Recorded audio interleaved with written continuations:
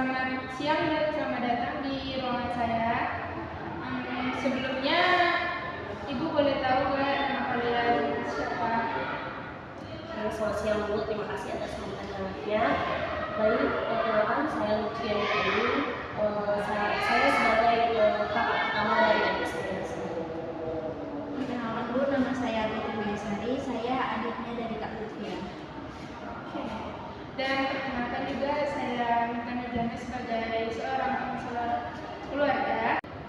Tugas saya di sini untuk membantu kalian menyelesaikan masalah yang sedang kalian hadapi dan mencarikan solusi agar masalah kalian dapat diselesaikan dengan cara yang sebaik-baiknya. Dan juga di sini apa yang telah kalian sampaikan dengan saya tidak akan memberitahukan kepada orang lain dan tidak akan membocorkan informasi yang telah kalian sampaikan dengan saya. Jadi sejauh ini ada yang ingin ditanyakan terlebih dahulu? Enggak ada, tidak ada. Jadi boleh Ibu meminta kalian untuk menjelaskan apa permasalahan dari kalian berdua?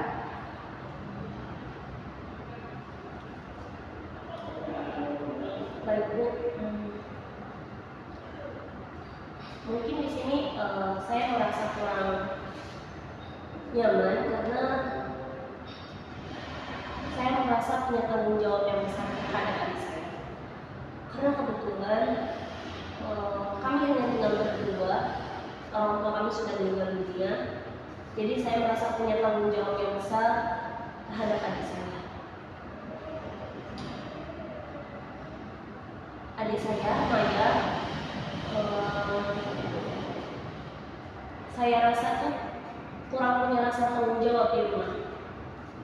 Karena dia kurang menjaga kebersihan, perhatian,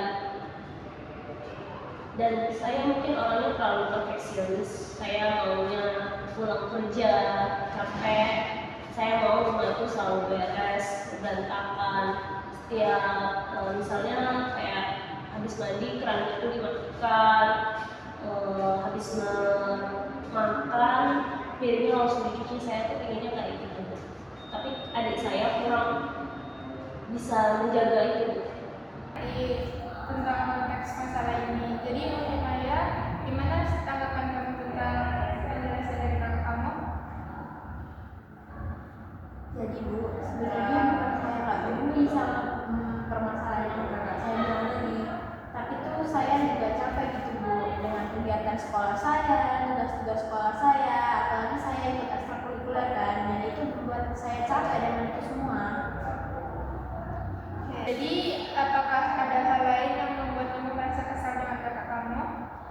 Ada Bu, contohnya kayak gini, kakak saya tuh sering ngatur-ngatur saya. Saya tuh misalnya pergi main dengan teman saya tuh, kakak tuh sering tanya-tanya saya dengan siapa, di mana gitu, dan saya merasa kurang nyaman dengan hal itu Bu. Gimana tanggapan kakak atas keluhan dari Maya? Sebenarnya tuh saya bukannya mengatur, cuma saya tuh takut terjadi hal-hal aneh. Saya khawatir dia kenapa-napa, makanya tuh saya selalu nanya dia pergi sama siapa. Mungkin dia merasa saya tuh terlalu mengekang dan dia merasa nggak bebas sama pertanyaan-pertanyaan saya. Karena saya cuma khawatir, karena kami cuma tinggal berdua. Saya merasa punya tanggung jawab dan ingin disiplin tentang hal itu. Saya nggak ingin adik saya kenapa-napa, apalagi dia perempuan. Saya takut sekali kalau dia itu kenapa-napa. Jadi, kamu merasa bertanggung jawab atas Maya untuk melindungi dia dan membuat dia aman, sehingga kamu bertanya sedang di mana, sama siapa, pergi kemana, dan untuk Maya, apakah kamu memahami atas kekhawatiran kakak kamu? Saya paham Bu, karena saya tahu juga kalau kakak saya itu sayang sama saya, dan dia juga nggak mau saya itu terjadi kenapa-kenapa. Tapi kekhawatirannya itu bikin saya merasa saya ini nggak dipercaya gitu Bu. Oke, saya ingin kita coba untuk saling memahami dan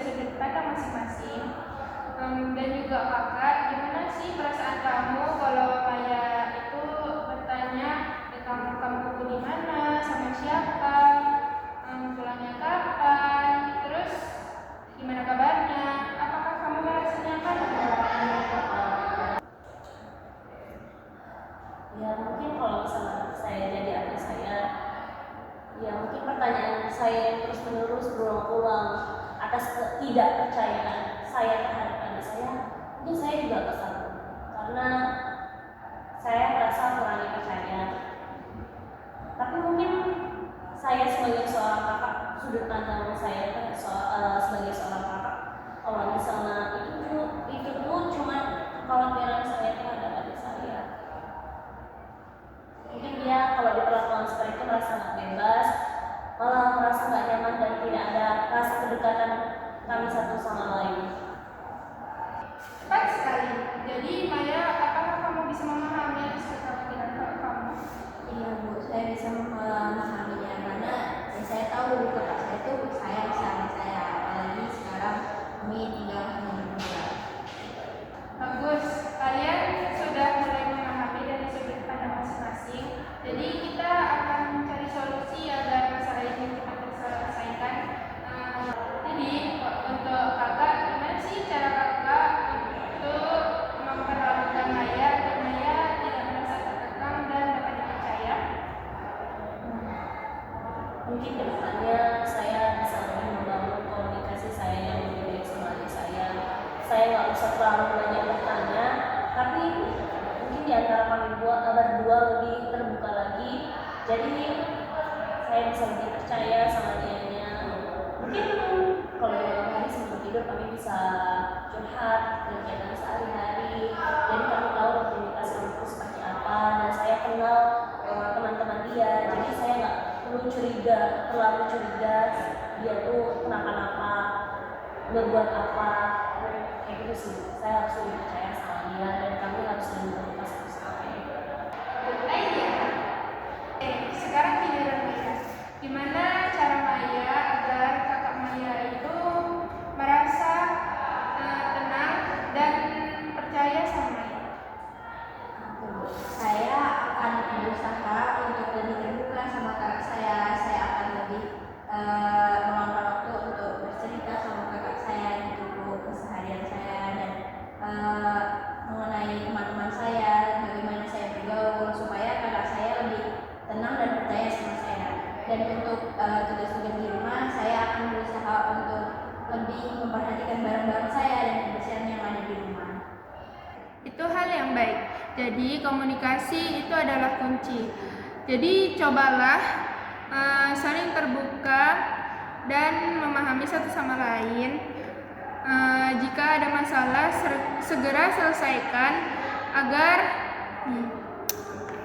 agar masalah cepat selesai, dan jangan memendam dan jangan memendam perasaan agar tidak memperkeruh keadaan. Jadi adakah hal yang lain yang ingin disampaikan? Kalau untuk saya Bu, tidak ada. Oke Bu, kalau dari saya sih nggak ada ya Bu.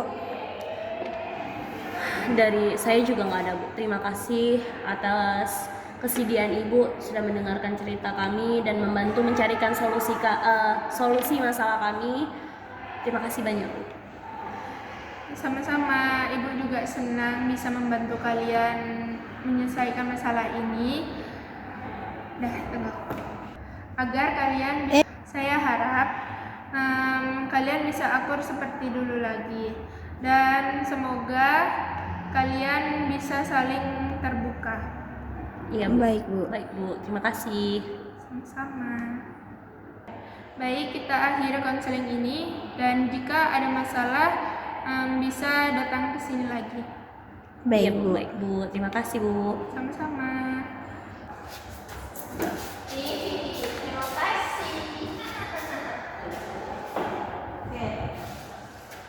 Baik Bu, kami pamit pulang dulu. Iya Dek. Gimana Bu? Jadi di sini Kakak Via menyadari bahwa sikapnya yang perfeksionis dan terlalu mengatur membuat Maya merasa tidak dipercaya dan terkekang. Dan Maya juga bisa memahami bahwa kekhawatiran dan sikap kakaknya tersebut.